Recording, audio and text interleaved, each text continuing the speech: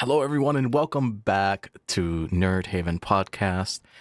Our last episode, we were discussing Game of Thrones, finally. And so we are back to continue that discussion because Mr. John has been flying through these episodes and he is done with season 3. So, John, welcome back. John Aaron. Thank you. That is indeed my name. And it's kind of funny how during the very first season, I heard my name so many times. And as we progress throughout these seasons, it's rarely ever mentioned, like at all. Yep, I don't think it was mentioned at all during the freaking third season. Time certainly flies in Westeros. it definitely does. That is something that happens. We got to move on quickly because a lot of things happen. Oh, But yes, they do. this is now season 3, which I feel is a really intense season. There's kind of bigger stakes, more character arcs, and a lot of unforgettable moments in TV. But we're gonna get started and see how you felt about how did you feel about the season overall, as far as like the first, second, and third. So the show is kind of high and lows for me, like very big highs and very big lows. And this one definitely had a lot of highs. And certain moments that I considered lows of the season were definitely present less than during the first one and second one. This was definitely my favorite season. A Hmm. few, I would say, moments that kind of left me a bit grossed out or kind of not really appreciating them as much. But when I thought about it, when I kind of try to see the show from a perspective of what it is actually trying to accomplish and achieve, then I definitely felt a bit less judgmental about them, if that makes sense. Like, a lot of shit has gone down this season, and there wasn't like a single moment, apart from like a few dollar storylines, where my heart was freaking racing like throughout the entire thing. Hmm.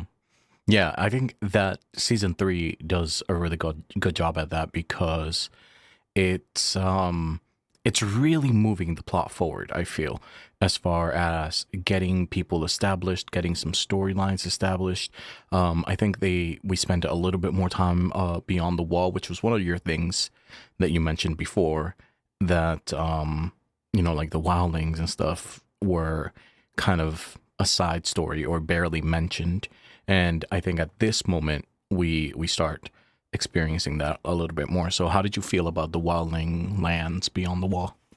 I certainly got what I asked for, that is for sure. And before I answer your question, I just thought of the perfect analogy for this show and this season at this point of time. It's essentially a Nerdhaven season, just so much is going on every single day where you almost kind of get sick of it. There is The not a single dull pacing. moment, and the pacing is kind of, overwhelming. That is a good analogy. Yeah.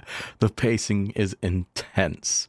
And I think while I kind of felt there were this might be a lie, but while I felt like it might have been less than the first season and the second as far as like jumping from point to point, I think in this one they spent a little bit more time on each one. So sometimes you would barely see uh some stories for like an episode or two, and then they would jump back to that.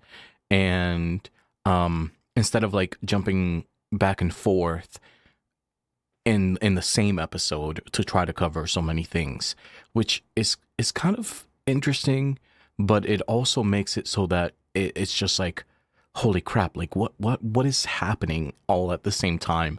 And there is a difficulty that I always had with this show, that it's the sense of time in this show is difficult for you to understand.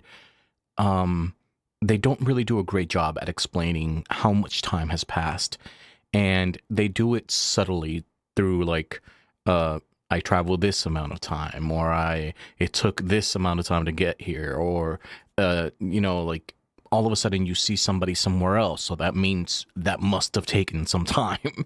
And you have to fill in these gaps, which I find is a little difficult at times. But how did you Yeah, feel about them? that is a great point, and I think that once again I have to compare this to an RP season because that is exactly how we do it in RP, right? we're Yep. kind of vague about things. We kind of let our, I would say, the context of whatever is going on to kind of fill in the blanks, like whatever kind of makes sense according to the actions that occur to us and the development of characters and the storylines that are currently happening. Yeah, I really think that this season actually felt kind of familiar in this regard to me. And even though I raised a complaint during the first and second season that the pacing was kind of off to me, and I found it a bit difficult to kind of I would say immerse myself in certain character development or in certain characters and how they progressed because of it, because they kind of kept skipping and then like we didn't get enough of certain Hmm. things. I feel like this season either I got adjusted, to the pacing a bit better, or I simply just found it a bit more bearable, and I had no such issue as I had in the very first or second season. Yeah, and I think that's something that I kind of told you right off the bat that like at first it takes some getting used to the way that the story or the storytelling is being structured. And but I think like by this point, if you haven't caught on to it, then you're either just not paying attention or it's just not for you if you can't follow it. But I think what you said is, oh, you probably adapted to it. I think that that's probably the more reasonable response because this is your third season by now. It's like it has to, you have to kind of learn the way that it goes. But in a sense, also, I think that they made it so the jumps took their time a bit more in this season.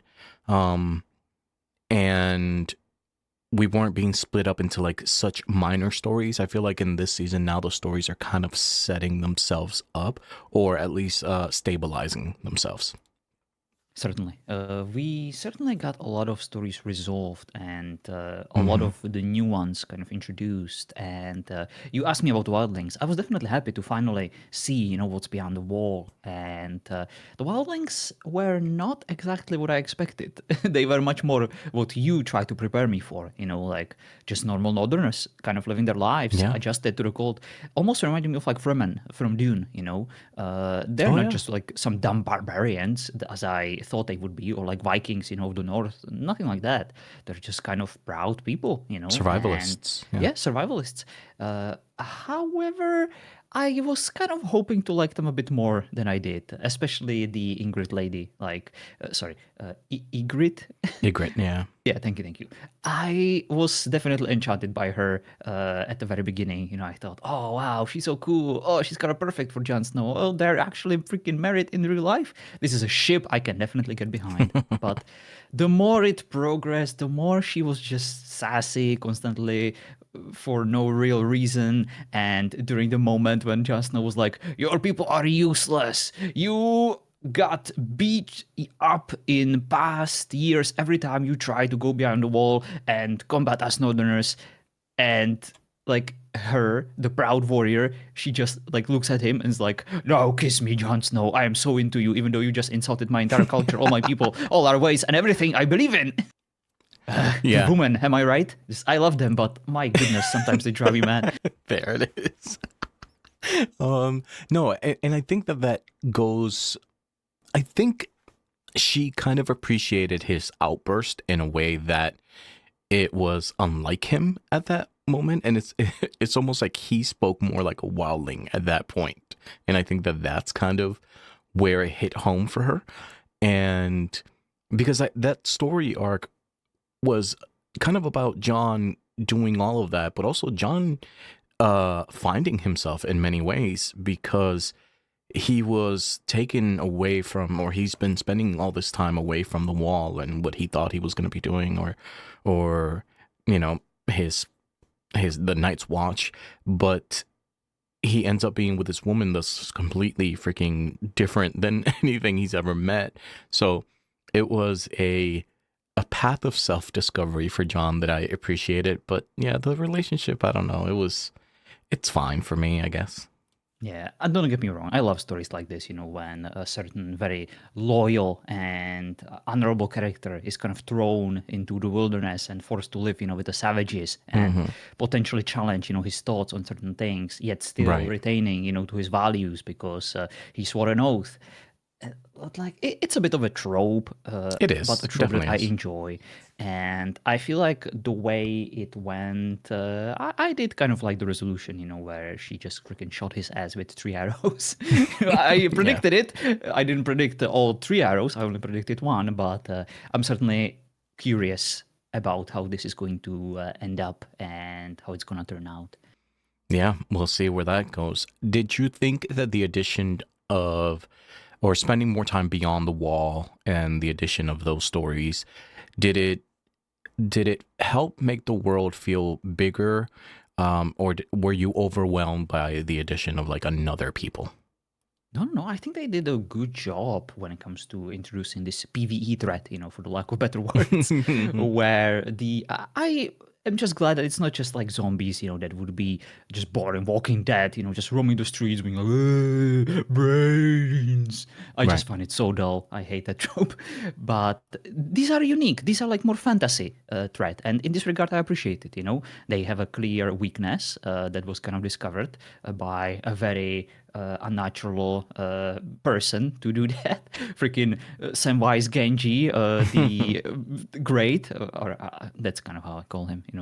He is actually called Sam, right, or something like that. Sam, the yeah, the big boy. Yeah, the big boy, the thick one. Hmm.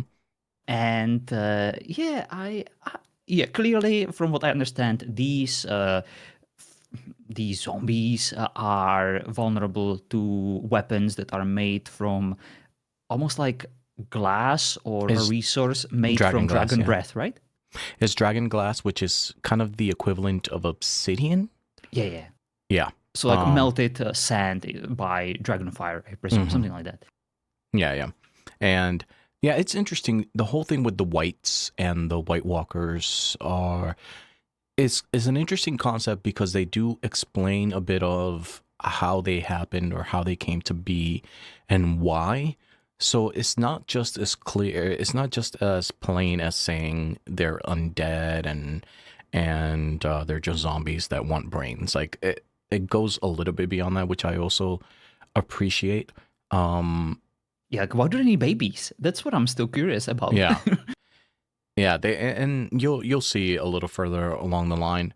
Um but getting back to some of the other stories, like the I was gonna say the Dracarys moment in Astapor, the Daenerys at this point is when we really kind of see her going from this like small survivor to the possible conqueror that she can be.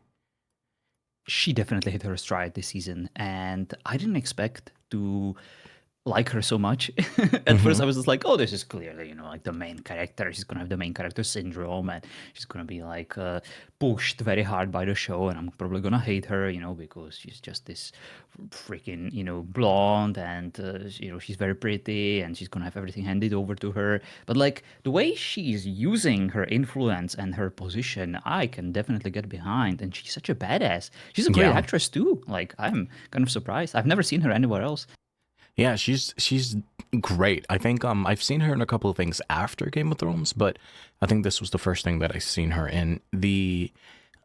I think the way that Daenerys like starts moving forward from here is very impressive in the way like what you said is it's all about influence, but she also has a sense of morality that guides her decisions. It's Yeah, not very strong just sense. She's not just a yeah, conqueror, she's also like a, how should I call it?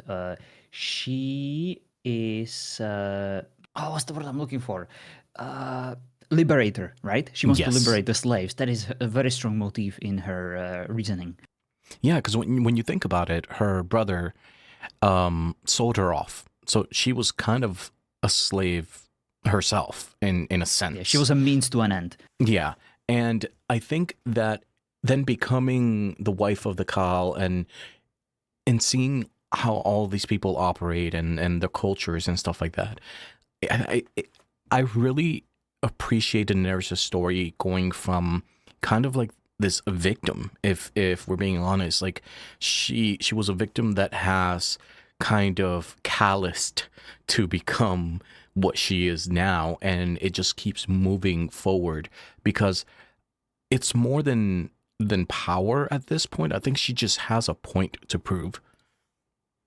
Yeah, iron sharpens iron, and Hmm. Jason Momoa's iron definitely sharpened her from Yeah, inside out. yeah, for sure. So I think, yeah, I'm a big fan of everything Daenerys in this season and what happens. Miss Sande is gorgeous. She's one of my favorite people in the show.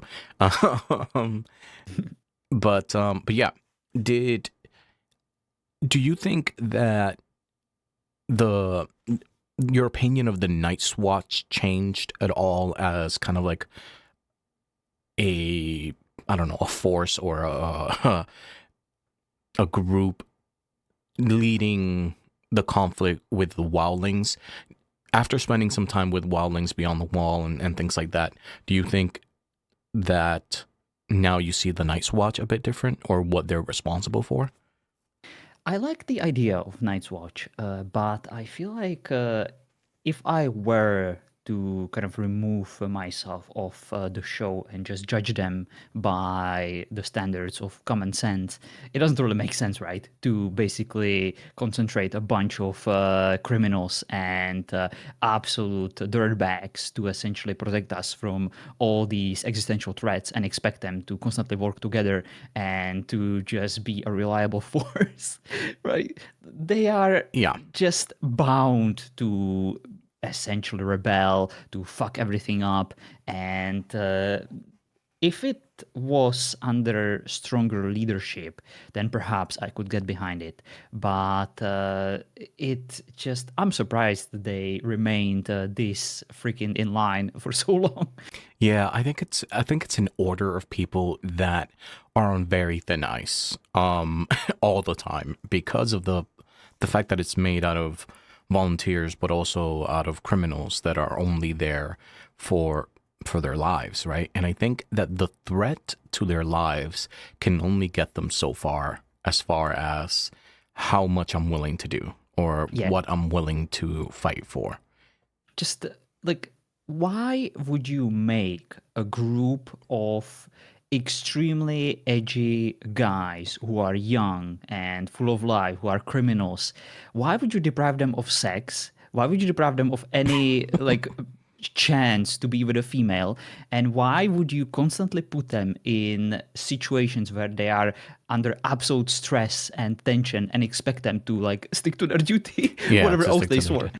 Yeah, and I think that that goes back to more of the punishment route, right? Like, the volunteers kind of know what they're getting themselves into, but the people that were punished to serve the rest of their lives in the wall, they need more of a punishment than anything else. So it is kind of a double-edged sword for taking the oath, and it's an interesting life to choose, let alone to be put in there or to be sentenced to take the black. But I actually do enjoy it as an order, because it's kind of an interesting thing to have as far as repercussions, right? Because their lives are or their decisions are what got them there, but their lives is what keeps them there because the alternative is death.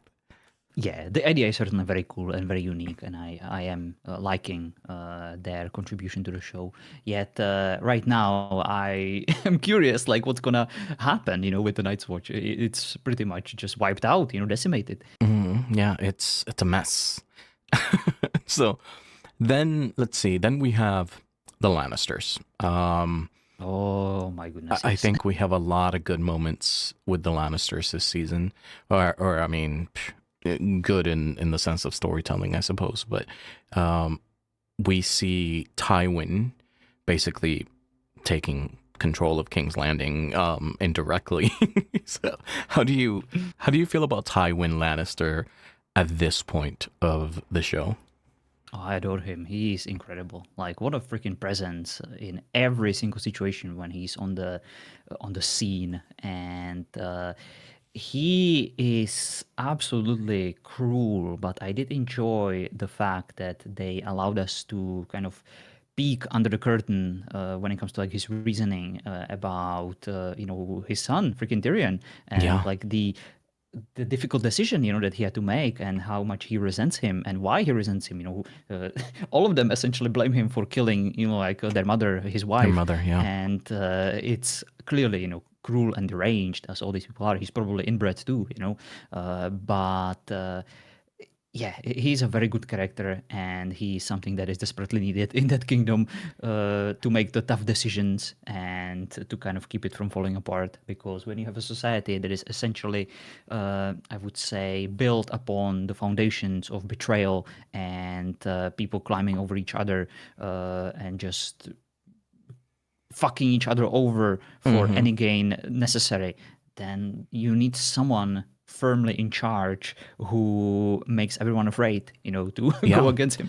It's one of my favorite things about the show is when you can see parallels as far as one family versus the other, and the Starks and the Lannisters are meant to kind of be in opposition of each other in many different ways. But when you look at somebody like Tywin, he is not unlike Ned Stark in the sense that everything he's doing is for his family. And the only thing that makes them different is what they're willing to do, their moral compass to do what it takes for their family. Yeah, that is a great point. They are both like extremely family-based cultures, where family comes first. But yeah, how far they're willing to go to protect it, there is definitely a difference between the two. And I absolutely adored, like, my favorite moment of him was how it was pretty much confirmed that the little guy, is it Jamie? Joffrey, the kid. Joffrey, thank you, thank you. Yeah, Jamie is the one-handed pirate. Hmm. Joffrey is essentially just a puppet king, and His Majesty is tired. He needs his nap. That was you, so funny. you just sent the most powerful man in Westeros to bed without his supper. Yes. And his follow up line was the best. He says, "You're a fool if you think he's the most powerful man in Westeros." Oh my god, I love that you know this by heart.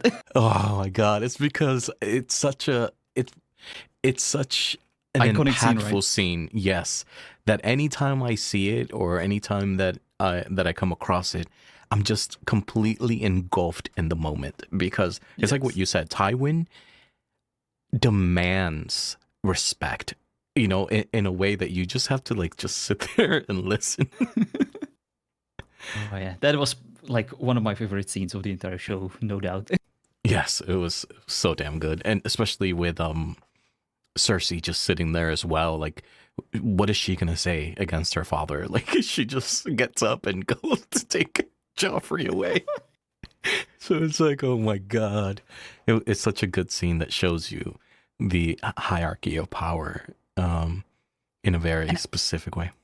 And I absolutely love the duality of Cersei, the fact how much she loves her children, her son, and how much she wants to protect him. But she also understands, what he's doing and what her Oh position yeah. is, and how much she is just fucked in certain regards, by the circumstances that brought her here, and how Hmm. much she suffered, to get where she is and what she had to do. And I I kind of sympathize with her the more she's on the more we learn about her, the more Yeah, we yeah, see yeah. her. She's a great actress too, and like what a great character. And I'm very curious how she's going to react to Jamie, coming over. Yeah, the her character arc is so different in the sense that she always has to maintain this composure. Unlike other characters that we see them, unlike Daenerys, which we have seen her harden with time, we get to see Cersei in kind of vulnerable situations, but having to maintain her composure.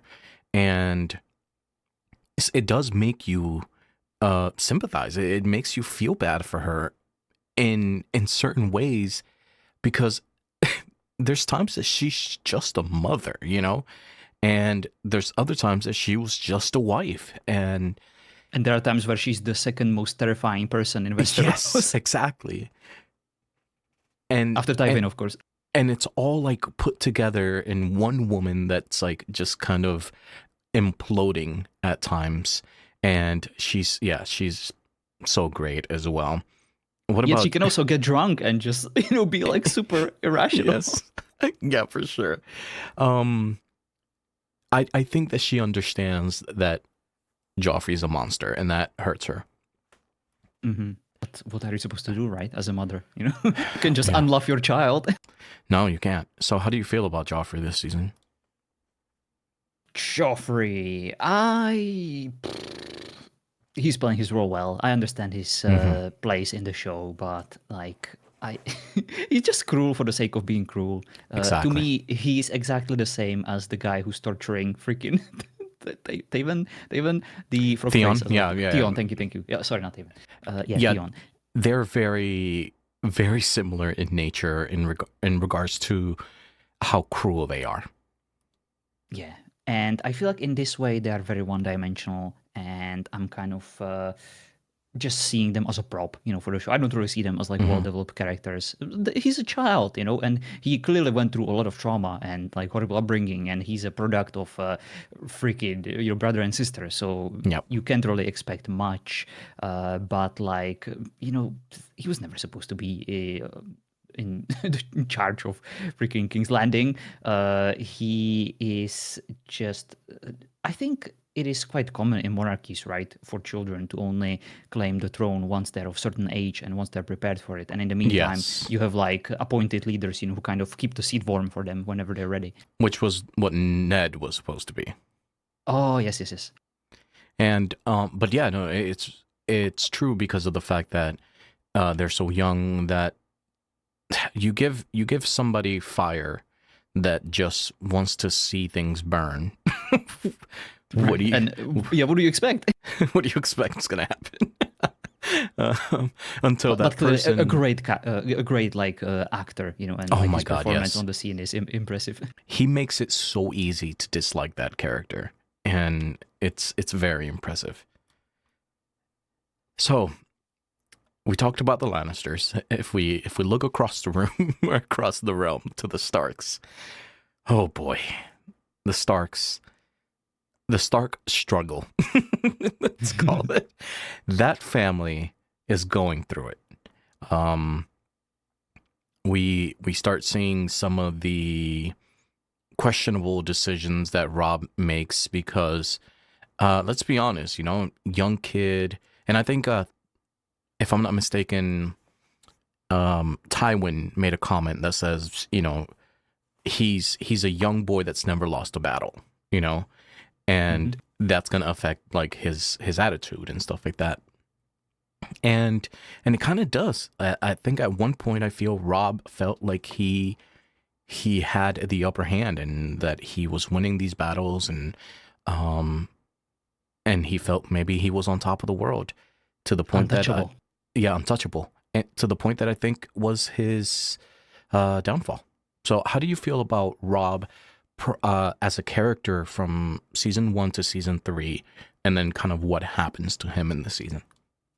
I really liked him around season 2. He felt like he was carrying the torch of his father, Father Boromir. Hmm. And during first season, I didn't even remember his name. Like, I didn't care about him at all.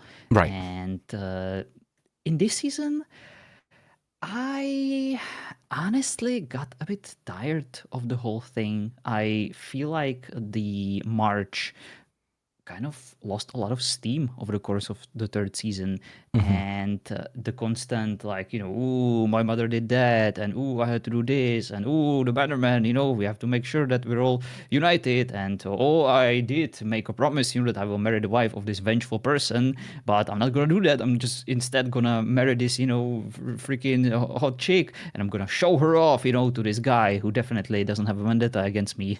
I expect the worst to Yeah. happen immediately, like, when I'm watching this. So like, I wasn't all that surprised about how things developed. And I don't want to, kind of jump towards that pivotal moment, but like I did. At first, I was very much a fan of the Northmen, right? They Yeah, were the honorable house. They were kind of led, by Fed Boromir. I did enjoy the dynamic with the other house that was in charge, the king, that was very much into drinking and hunting. Sorry, I'm kind of getting the names mixed up. the Baratheons. Yeah, the Baratheons. Thank you, thank you. Some of these names I'll never freaking remember. But yeah, around this time, the third season, I wasn't really all that impressed, like, by what was going on with the Northmen. I was always more interested in what was going on elsewhere. Yeah, yeah, and I think that it's a very valid point of you saying that because I think that the show almost intends for you to look at the situation with the Northmen and make it feel like it's slightly dull in comparison to some of the other things. Um, because I think in a way the show was setting up the situation to show us how an army or a kingdom can basically implode instead of it losing wars. Like you don't have to lose a war to lose your army or to lose or to lose. Period. Yeah, yeah.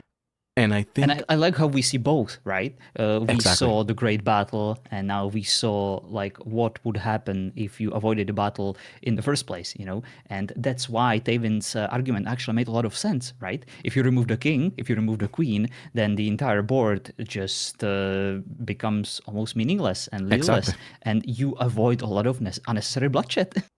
Yeah, and see, it's a shame because for me personally, I always loved Rob, but I think I loved Rob for the idea of what he could have been, the Ned Stark that we didn't get. You know, um, Yeah, I thought that if he managed to grow and stay to the end and be the king in the north and possibly even more so, then I feel like he could have been a great king. But the show reminds us quickly that he was just a boy. yes, he was. And he got infatuated and he fell in love with this girl. He put his honor on the line. Um and a word that he gave, a promise, and that those type of boy mistakes cost him his life. Indeed, indeed. Actions have consequences, and he had to learn the hard way.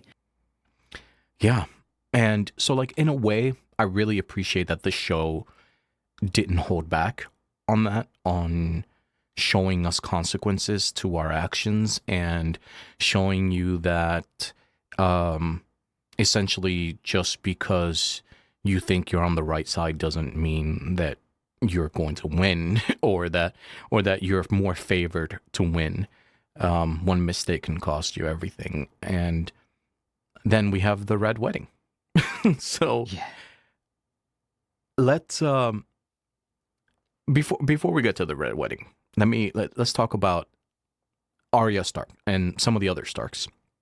Arya Stark at this point is doing some traveling with the Brotherhood, I believe, right? Um, how do you feel about her character now? Because I remember that early on she was your least favorite. Indeed, indeed. She's not the least favorite to me right now. There are definitely moments where I kind of enjoy what she's going through. Like, for example, her traveling Hmm. with the half scarred faced man is kind of Out. hilarious to me. He's definitely carrying, her in this regard, but I feel like she's a very good support character around, Indeed. these wonderful nerds, like the assassin guy. I very much enjoyed that storyline. And when she was with Taven, that was great. We got to see him, from like a different light and him appreciating the fact that he had someone with a brain to talk to instead of just being surrounded by yes men. That was just a very sweet moment, that I very much enjoyed, and she was kind of perfect for it, as Yeah. essentially a daughter of the king.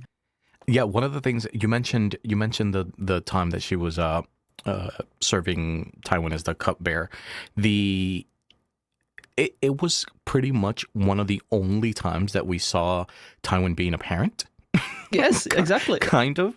And so it was really interesting that it was with a Stark and not his own children. So But ironic. the way that he was talking to her and educating her and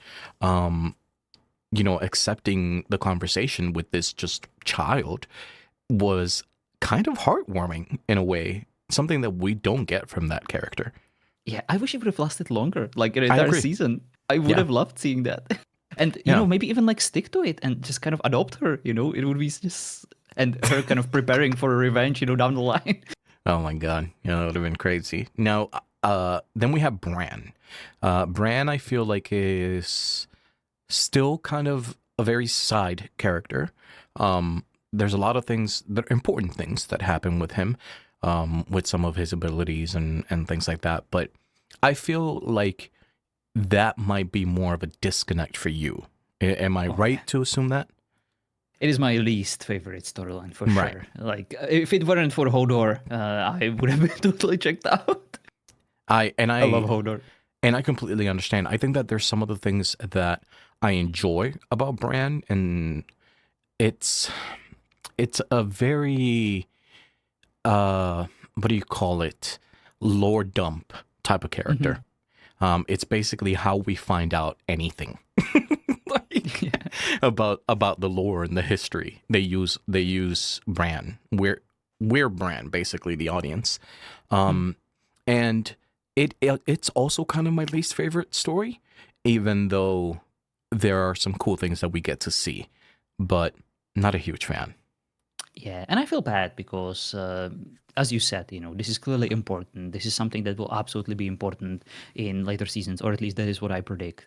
But it's just a shame that I would much rather just see, the Lannisters doing their thing. I would much rather see, Daenerys just moving from city to city to kind of uncover, the rest of the map for us, introduce us to all these new cultures, that will eventually become the part of her empire and her army. I love those kind of stories, where we just get to learn about these new characters and new cities and what kind of makes them unique. And then we just get this little ragtag group of children who are just like, ooh, I can see through the eye of a raven. Aren't I great? I'm like, skip. Yeah. I definitely love the more grounded things from Game of Thrones a lot more than some of this stuff. I actually think you would be a huge fan of the most recent show that came out, A Night of the Seven Kingdoms.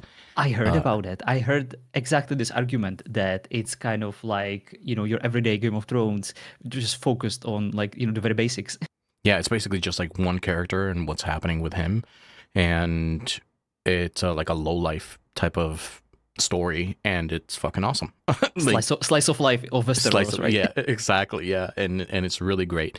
And some of the best combat scenes that I've seen ever put on screen. But anyway, back to Game of Thrones. Then, so like, we were talking about the Starks, but I'll include Theon Greyjoy in there since he grew up with them. He goes through some shit this season. That's an understatement. And it makes you feel like a shitty person. And you can tell me about your personal experience watching this, but there were definitely times that like I wished this upon him, and then I was like, damn, am I a bad person? Because now I feel bad. It's kind of crazy how the show managed to achieve this exact feeling, I presume, in most of the people. Yeah. He was so hateable, like around season 2 and season 3, and I just wanted exactly this, for him. But I am definitely not. I wasn't ready for this level of comeuppance. And it's just, and I guess that's just confirmation that that there is a sense of humanity in us, right? Because we shouldn't be okay with somebody being treated like this, even if we felt like at one point our anger decided that we wanted this for this person.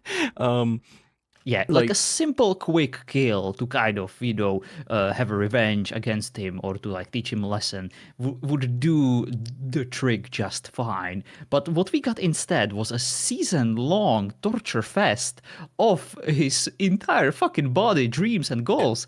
oh And yeah, yeah, like, his entire personality. yeah, he's a completely broken shell of a man now, and like I have no idea why they're still keeping him alive. Like, is he still going to be like a part of this? Is he still going to be a character even? Like, where is he Yeah, going to go from now?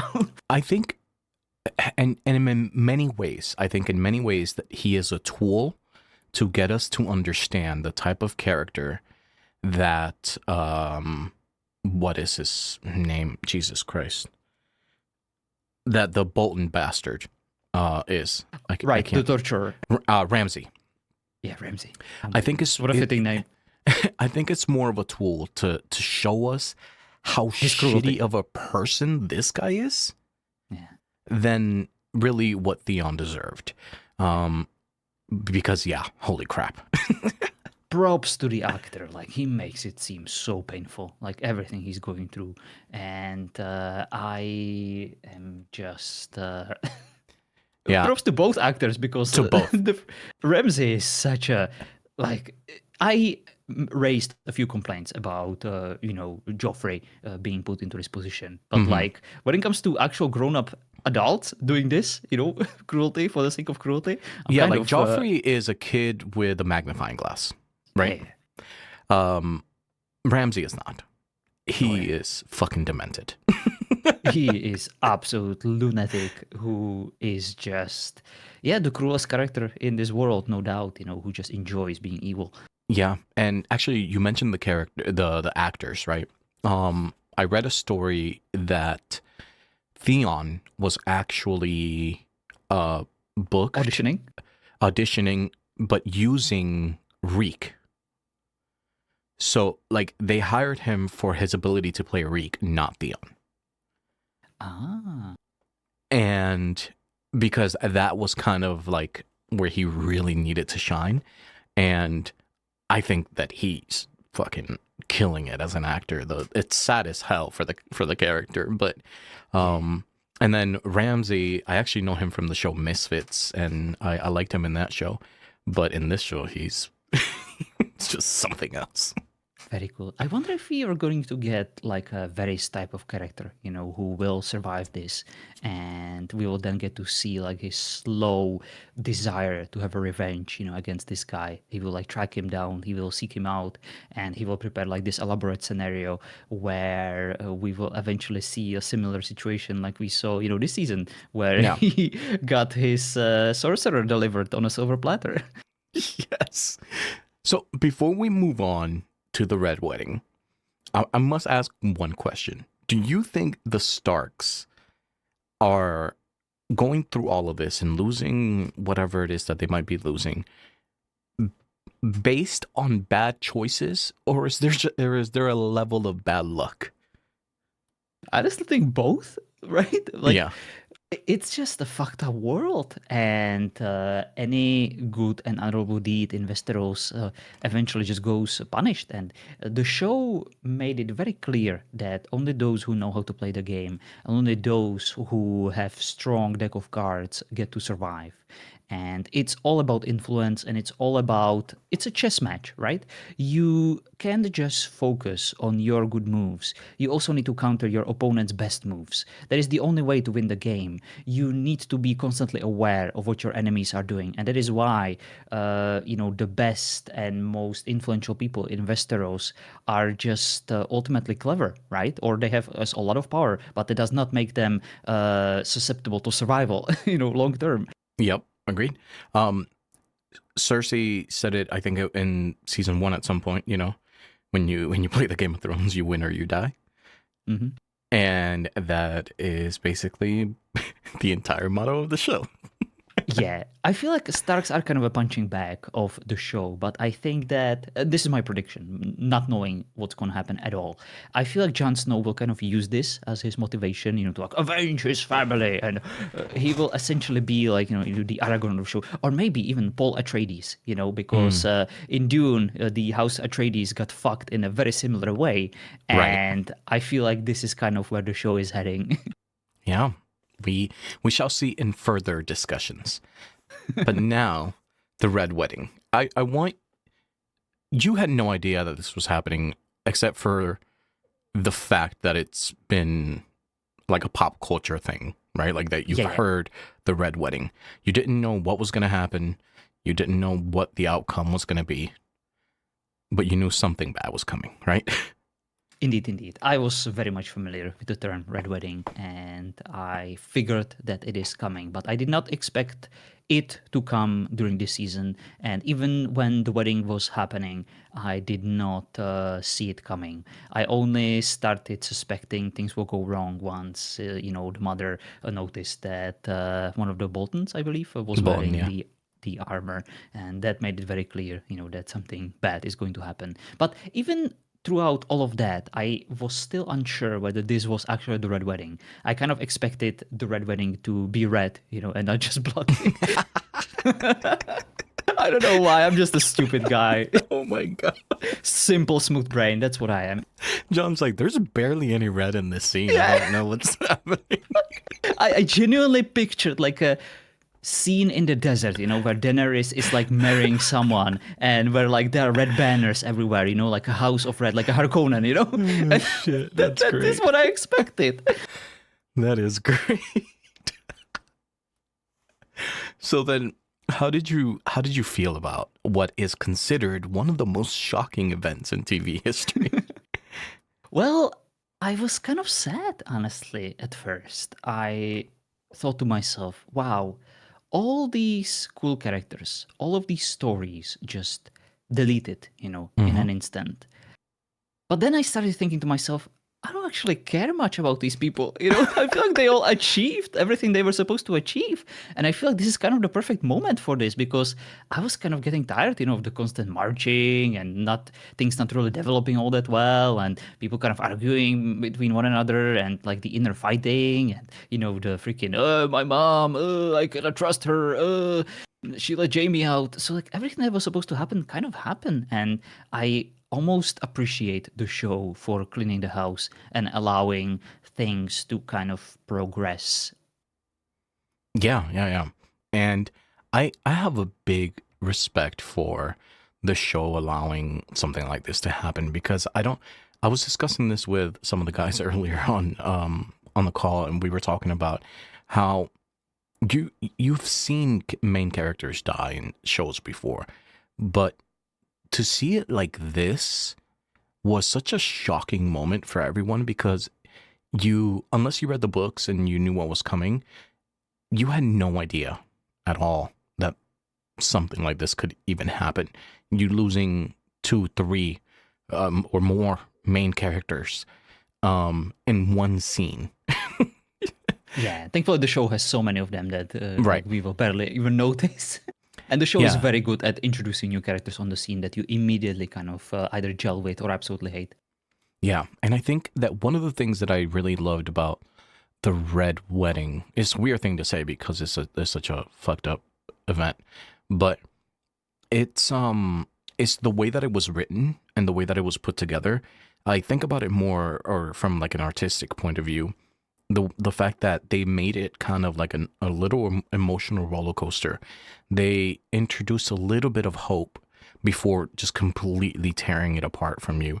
And when they were talking about like, oh, we decided to name our kid um you know, Edard and like your father. And it was such a sweet moment.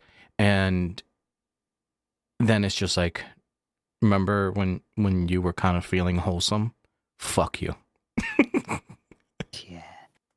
It was So, definitely well played, and it reminded me of many scenes in RP, where you kind of have a good hmm story going and where everything is just working out and you're excited, for like the weeks, months ahead of you, and then just someone makes a decision that entirely cancels everything yeah. like in an instant. And like just the fact that it can happen, just the fact that you got yourself to this position where something like this is possible is just very liberating. And that's the beautiful thing about RP and cinema, where you hmm can get but immediately taken out of the scene, if you're not careful, if you don't play the game. And it reminds you of the mortality, and it reminds you of how precious your life is and how short your moment on this world can be. And yes, the scene was absolutely brutal. Like, I haven't seen so many sliced necks since ever, probably. And like, seeing all these characters that we kind of considered almost main characters, to just be removed in such a brutal way, it was definitely heartbreaking. And of course, the freaking pregnant lady, that was just hmm absolutely brutal, and I didn't like that. But it is what it is. The show must go on, and And I've it was a almost, product of consequences. yeah, very Um, much. Pretty much like a lot of other things in this season. Like I feel consequences of choices was a very specific theme this season. And yeah, for it to come down like that it was it was rough to watch, but you can kind of see how we got there. Yeah, and it kind of sucks that you almost try to rationalize it, right? because Yeah. of uh, because of the explanation from Damon and how he kind of put it. Yeah, and I think some of the things that I like is a couple of the things that come from this scene that which you see Rob just being completely broken even before he died. He lost kind of like what he considered his world um with the woman and the child, and then the mother not being able to protect her son, also not knowing, or also knowing that she will never see her other children. Like that scene for her also was great because I was never a huge fan of Kat, um, because I feel like she also made bad decisions, but I felt so much for her as a mother. At that point, like she went through it, and it was really well done on the actress, like the way that she was like screaming out in pain and Oh yeah, trying it to was a gut-wrenching save, performance. yeah, try to save even anything that she could with Rob there at the end pleading, and but it was too late at that point. Yeah, and I'm glad they decided to just like kill all of them off, and there were no scenario where like, oh, we're gonna capture you, and oh, we're gonna keep you in jail, and oh, we're gonna hmm use you as a bargaining tool. We've already done that so many times. This was just Yeah, much cleaner. agreed. And also the fact that Arya was feet away, Yes, feet away. But either way. yeah, so that's kind of where things end up here. It definitely a lot of brutality, a lot of reminding you what this world is, reminding you that you can't trust uh, any story because it might end at any moment. You're only the main character of your story, right? not not of the whole world. And the show is constantly reminding us of that. But Yeah, I'm surprised. I thought I would hate this, the fact that there is no like clear main character to root for.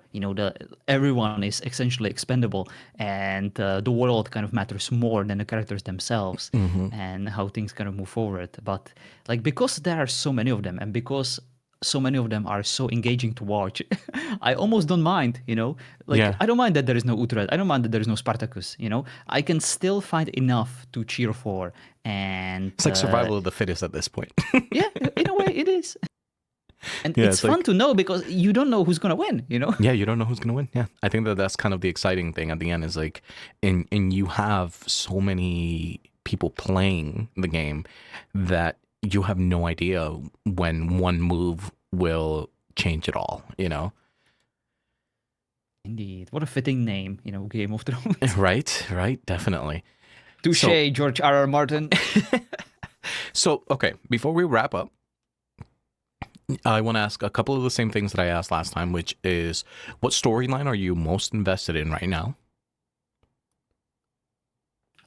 It would definitely have to be Daenerys. I think that that is my number one. But then, okay, two number ones: Daenerys and the Lannisters. Hmm. And the second one might surprise you. It's the Fire people. Like, all about the Fire God. I hated it at first, but now I find it kind of intriguing. Like, I yearn for the confrontation of like, oh, we have this fire god, oh, we have Yeah. these red priestesses, and I want to see them against the White Walkers, right? And like, then what about the dragons? Like, I do kind of like the clash of these fantasy elements, like, just clashing together. Yeah, I'm a huge fan of that too. Because it's not just a difference in cultures, a difference in religions all across the world, and of course that's going to drive some conflict as well. But I think it's also the fact that when you have somebody like the Red Priestess or some of the other things, and she's actually like doing shit, like how do you deny this god, Mhm. and I think It's much easier to kind of fall in line and believe when you actually can see the miracles happening in front of your exactly, eyes. exactly, and imagine like questioning like your original beliefs by witnessing something right in front of your eyes. Yeah, and that's my favorite part of like, I'm sorry, I'm really blanking out the names, but the Onion Knight and the king that he's serving. Please help me. Yeah. It is the Onion Knight, Davos, Davos, yes, yes. and Stannis. Yes, thank you, thank you. So I love the fact that Stannis clearly respects Davos and likes him, and Agreed. wants him Yeah. to be his friend. But like Davos also likes his king and he wants him to see reason Hmm. and to like remind him of his humanity. But then like what is he supposed to do when he has this freaking hot yes, she's hot now. I hated her, but now she's hot. This Yes. hot freaking priestess who literally can spawn out of her vagina smoke babies who can kill your greatest enemies, even though one of them can be your brother, who is also gay, but that's not really relevant because there's a lot of those people in these lands and they're kind of great, and I'm here for them, represent. But like, like Yeah. the Like, fact, how far can you speak against someone like that? yeah.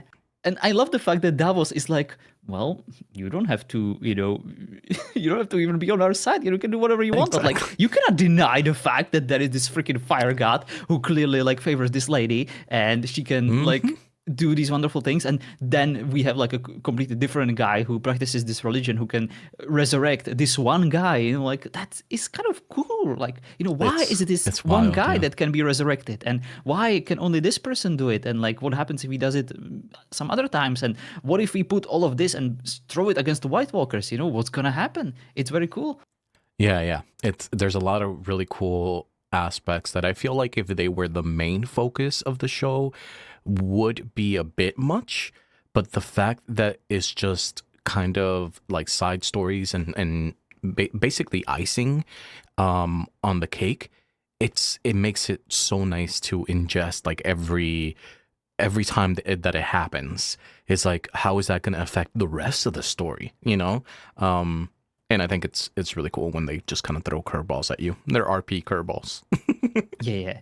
I feel like this season really felt like Dune to me, and I love Dune, Yeah. so I feel like right at home right now. Yeah, that's awesome. Do you feel like the show now in because it's a weird place to be right now in this third season, because I think a lot of the things feel more real and grounded, but in the same sense they are opening the doors to more fantasy type of mystical things. So how is it making you feel? Excited. Like at first, I was just like, just stick to grounded stuff, please. Don't introduce all this nonsense. It's a bit too much. It doesn't need to be there. But like now, I'm all on board when it comes to the dragons. They're used really well. I'm all on board, with the Red Priestess and her Fire God and the Fire Nation and all sorts of other nonsense and miracles. And I'm also on board, with the White Walkers Yeah, and like nice. their the struggle of the wildlings with them, and the fact that they were aware of this threat that the entirety of Westeros ignored. So I'm very curious what's going to happen now. Yeah, it's a really interesting place to be as far as story wise when you are a people that have been dismissed by the rest of the realm, but you are the first to know of this threat. It's Mhm. like we we don't need to help anyone. Yeah. But like so it's a cool place to be as far as like needing help but also being able to provide help against this enemy that will maybe essentially wipe us all out if we're not careful. Yeah, and I'm very curious to see if the next season, season 4, is gonna be like the entirety of Westeros essentially bonding over and facing this threat, before they are at each other's throat again. Yeah, we'll see. And I think that that's kind of the exciting thing about like moving forward is what what is going to happen, and do people take Mhm. advantage of each other's vulnerabilities, or do we work together? Yeah, But crazy yeah, stuff. I think that's pretty much it for me. John, do you have anything else that you want to mention that we didn't discuss? Or I would like to mention just in conclusion my favorite scene from this season. I already okay. mentioned it on the Discord, but it was definitely the scene between Varys and Shay, of course, the lovely Oh hooker yes, of Tyrion, and just the entire thing. How sad but also beautiful. It was. I really enjoy Varys. He's just such an amazing character, he's great. and and I just everything about that scene. Like I always look in these shows for scenes that kind of make me cry, or that make me really feel, the good feels, even if they're sad. But if it's something that really makes me feel like strong emotions, that is what turns the show from good to like something memorable that I will rewatch again and look forward to that specific scene that reminds me of my adoration for the show. And this was definitely the one I was waiting for. Just probably a stupid, inconsequential scene about characters that aren't really all that relevant, but that's just what I like about these shows. Yeah, no, but I completely agree because it's a needle in a haystack in the sense of this one scene paused and showed us a lot of humanity in in interaction with two people. So it it's almost like it made the rest of the realm fade away, and we were just focusing on these two people with one specific discussion. And yeah, it's a great scene. I agree with you. I'm a huge fan of that moment for both of those characters. It tells you a lot. Indeed. And of course, Tyrion is also in a similar position as Theon, Mhm. just tortured by everything and everyone. And even though he has someone, it's just, I really feel for him. And I kind of understand, why he resorted to just drinking and almost desperation. Yeah, Tyrion is consistently one of my favorite characters as far as like struggle and character growth goes. And yeah, very good character as well. Yeah, I'm definitely very curious to see what's going to happen. Just so many unresolved plot lines. All of them got resolved this season, but like every single plot line that gets resolved spawns like two other storylines, that Exactly. you can wait to see resolved eventually. So it's infuriating in a way. Yep, I see. I know exactly what you mean. It's like you reached the end of a fork. It wasn't the Yes, end of a exactly. road, it was the end of a fork. But yeah. We'll see. So we'll have a discussion when you are done with season 4. Wonderful. I cannot wait. And thank you for just being so considerate about the spoilers and for, I would say, making me excited about progressing this journey. And thank you for putting me on it in the first place. Hell yeah. I can't wait. I'm excited about our discussions in regards to this show and all of your commentary on the Discord. Well, thank you for hanging out, John. Thank you everyone for listening, and we will see you next time for our season 4 discussion. And don't forget, winter is coming. Winter's coming. It's getting DSC8 now.